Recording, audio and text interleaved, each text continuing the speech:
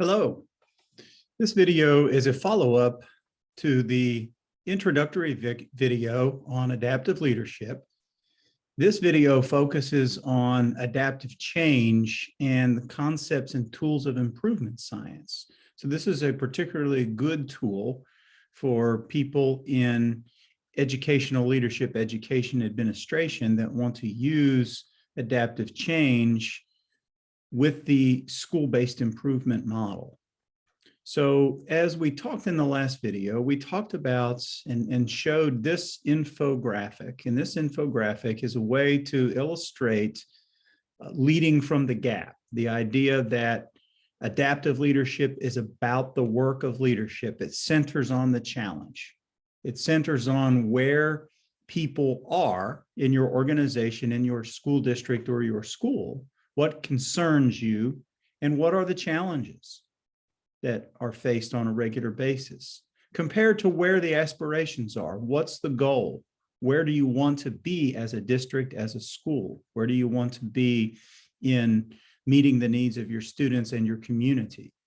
And so adaptive work is this gap. And so this gap really is your theory of improvement. It is your theory of change and improvement for moving forward. The 4 competencies of adaptive leadership: diagnosing the situation, managing the self, and where you as leaders fit into the mess, how you energize and engage others and intervene skillfully, are all parts of that cycle of improvement and improvement science that also engage people around adaptive work. So there's a lot of commonalities where adaptive change and adaptive leadership and cycles of improvement using the methods of improvement science can work very well in concert together.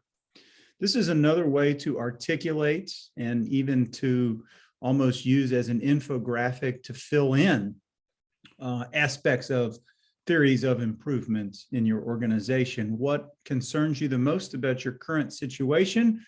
Where are you experiencing a more broad sense? Because again, adaptive challenges are very complex challenges. They are places where capacity has not been built yet.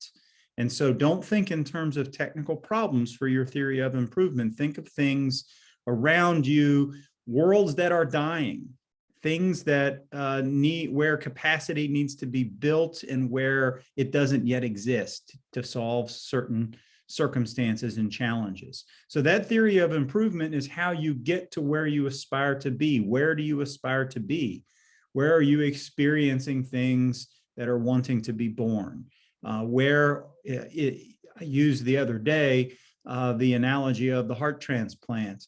The current situation 50 years ago was that they couldn't do it, and that was their aspiration. That was what was wanting to be born, that conceptual framework for actually doing that.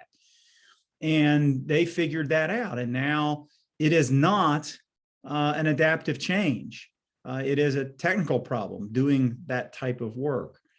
You can say the same thing about many areas of education where we look at things that concern us, where we see elements of the way we do things that might be dying, but then also experiencing things that are wanting to be born.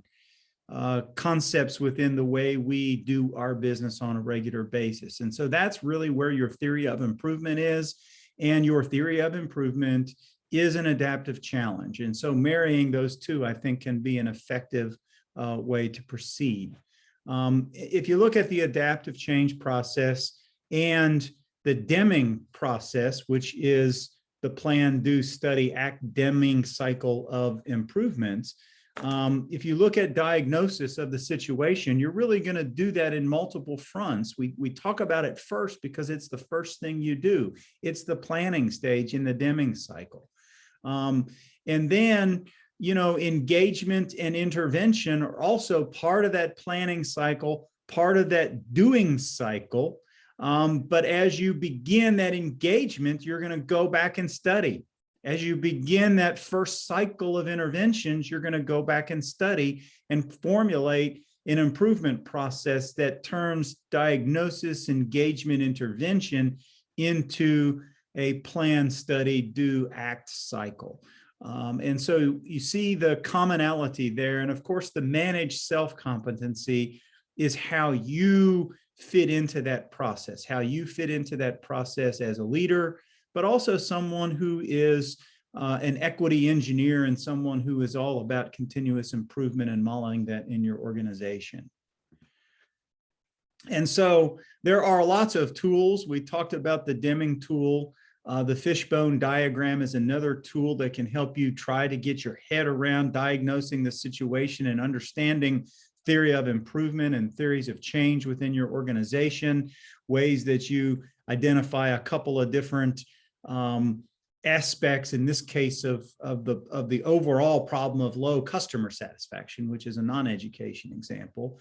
Root cause analysis is another one that a lot of students that we have in our EDD doctoral program using dissertations in practice that are focused on improvement science, they start with the root cause of the analysis. And oftentimes you start with what you think is the root cause and you keep asking, why is that? And the more you keep asking, why is that, you hope to get ultimately to that root cause of the problem. So, why is something happening? Why? The last answer is, if it's something you can't control, then you get back and you see where your root cause is. And so these are all really helpful tools to help you identify adaptive challenges, but also how you map those adaptive challenges into theories of improvement using these models and techniques of improvement science. Good luck with your work.